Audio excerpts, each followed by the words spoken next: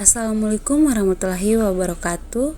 Kami dari kelompok 2. Di sini kami akan membahas mengenai temuan audit atas manajemen sumber daya manusia untuk memenuhi tugas manajemen audit. Sebelum ke pembahasan, izinkan kami memperkenalkan diri terlebih dahulu. Dengan saya sendiri, Steviana Magdalena Seran, dengan NPM 73422004. Perkenalkan, nama saya Eva Kristina Della Benani dengan NPM 734220007. Identifikasi masalah pada temuan audit atas manajemen sumber daya manusia. Yang pertama, bagaimana kondisi pelaksanaan pelatihan dan pengembangan pegawai menurut hasil audit sumber daya manusia. Yang kedua, bagaimana kriteria temuan audit sumber daya manusia dapat mencerminkan tingkat kepatuhan terhadap regulasi dan kebijakan kepegawaian. Yang ketiga, apa penyebab rendahnya kepatuhan terhadap regulasi kepegawaian yang ditemukan dalam audit sumber daya manusia. Yang keempat, apa akibat dari ketidaksesuaian dalam proses rekrutmen dan seleksi terhadap kualitas sumber daya manusia di instansi tersebut. Yang kelima, apa saja rekomendasi strategis yang dapat diberikan untuk memperbaiki kelemahan dalam manajemen sumber daya manusia berdasarkan hasil audit. Yang berikut adalah tujuan. Yang pertama, untuk mengetahui kondisi pelaksanaan pelatihan dan pengembangan pegawai menurut hasil audit sumber daya manusia. Yang kedua, untuk mengetahui kriteria temuan audit sumber daya manusia dapat mencerminkan tingkat kepatuhan terhadap regulasi dan kebijakan kepegawaian. Yang ketiga, untuk mengetahui penyebab rendahnya kepatuhan terhadap regulasi kepegawaian yang ditemukan dalam audit sumber daya manusia. Yang keempat, untuk mengetahui akibat dari ketidaksesuaian dalam proses rekrutmen dan seleksi terhadap kualitas sumber daya manusia di instansi tersebut. Yang kelima, untuk mengetahui rekomendasi strategis yang dapat diberikan untuk memperbaiki kelemahan dalam manajemen sumber daya manusia berdasarkan hasil audit. Pada temuan audit atas manajemen sumber daya manusia sudah diringkas, maka terbentuklah kondisi yang terdiri dari 5. Yang pertama, proses rekrutmen tidak sesuai prosedur seleksi terbuka. Yang kedua, data administrasi kepegawaian tidak lengkap. Yang ketiga, penilaian kinerja tidak berdasarkan standar baku. Yang keempat, pegawai belum terdaftar di BPJS Ketenagakerjaan. Dan yang kelima, pelatihan pegawai tidak sesuai kebutuhan kompetensi. Kriteria. Dalam proses audit manajemen sumber daya manusia atau SDM, kriteria berfungsi sebagai tolak ukur atau standar acuan yang digunakan auditor untuk menilai aktivitas pengelolaan SDM telah berjalan sesuai dengan ketentuan yang berlaku. Pada kriteria yang pertama, yaitu proses rekrutmen yang tidak sesuai prosedur. Pada proses rekrutmen yang tidak sesuai prosedur, kriteria yang digunakan adalah standar operasional prosedur atau SOP, rekrutmen organisasi, serta prinsip open and fair competition yang terdapat pada regulasi kepegawaian serta Undang-Undang ASN atau ketentuan internal perusahaan. Yang berikut adalah administrasi kepegawaian yang tidak lengkap. Pada poin kedua ini, kriteria audit mengacu pada Peraturan Ketenagakerjaan Nasional seperti Undang-Undang Nomor 13 Tahun 2003 tentang Ketenagakerjaan serta kebijakan internal mengenai dokumentasi sumber daya manusia. Yang ketiga adalah penilaian kinerja yang tidak berdasarkan standar objektif. Pada poin yang ketiga ini, berdasarkan standar objektif menggunakan kriteria berupa sistem evaluasi kinerja berbasis indikator KPI. Yang keempat adalah pegawai yang belum terdaftar di BPJS. Pegawai yang belum terdaftar di BPJS, kriteria yang dijadikan acuan adalah Undang-Undang Nomor 24 Tahun 2011 tentang Badan Penyelenggaraan Jasmani Sosial serta regulasi turunannya.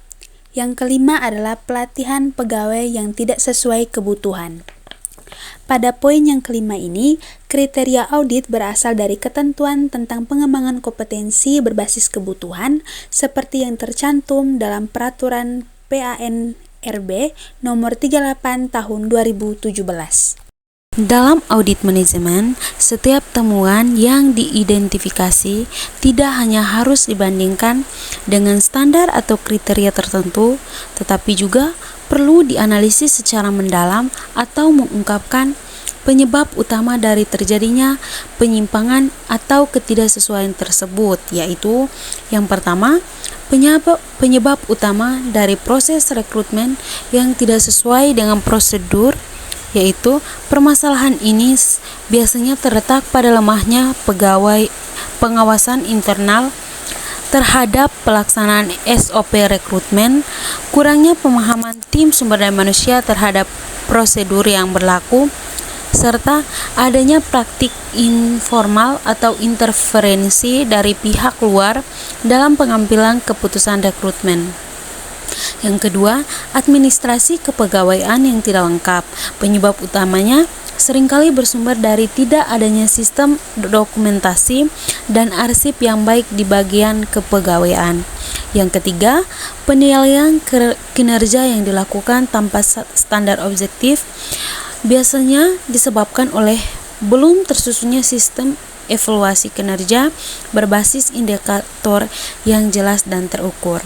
Yang keempat, pegawai yang belum didaftarkan ke BPJS, penyebab utamanya berkaitan dengan kurangnya kesadaran organisasi terhadap kewajiban hukum yang berlaku, serta lemahnya koordinasi antara bagian sumber daya manusia dan keuangan terkait pengangguran iuran BPJS. Yang kelima, pelatihan pegawai yang tidak sesuai dengan kebutuhan aktual sering kali terjadi karena organisasi tidak melakukan training need analysis atau TNA secara berkala dan sistematis. Yang berikut adalah akibat. Ada 6 poin, yaitu poin yang pertama adalah terpilihnya pegawai yang tidak memenuhi kualifikasi. Yang kedua, ketidakjelasan hubungan kerja. Yang ketiga, pegawai merasa tidak adil. Yang keempat, kenaikan jabatan atau gaji tidak proporsional. Yang kelima, pegawai rentan terhadap risiko kecelakaan kerja. Yang keenam, kompetensi pegawai tidak berkembang. Yang berikutnya rekomendasi. Yang pertama, untuk temuan rekrutmen yang tidak sesuai prosedur, rekomendasi utamanya adalah yang pertama, menyusun ulang dan mensosialisasikan SOP rekrutmen. Yang kedua, membentuk panitia seleksi independen. Yang ketiga, mewajibkan dokumentasi lengkap semua tahapan seleksi. Rekomendasi yang kedua, terkait temuan administrasi kepegawaian yang tidak lengkap, auditor merekomendasikan agar organisasi membangun sistem manajemen dokumen kepegawaian yang digital, terintegrasi dan mudah diakses, baik untuk pegawai tetap maupun kontrak, antara lain membentuk unit arsip administrasi sumber daya manusia, melakukan digitalisasi arsip kepegawaian, dan menetapkan SOP dokumentasi dan audit internal tahunan.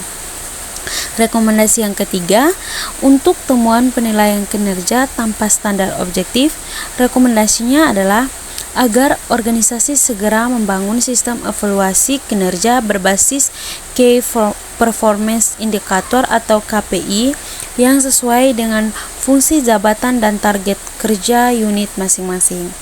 Yang keempat, untuk temuan pegawai yang belum terdaftar dalam program BPJS, direkomendasikan agar organisasi melakukan pendataan ulang seluruh pegawai, baik tetap maupun kontrak, dan memastikan semua telah didaftarkan pada BPJS Kesehatan dan BPJS Ketenagakerjaan sesuai ketentuan perundang-undangan.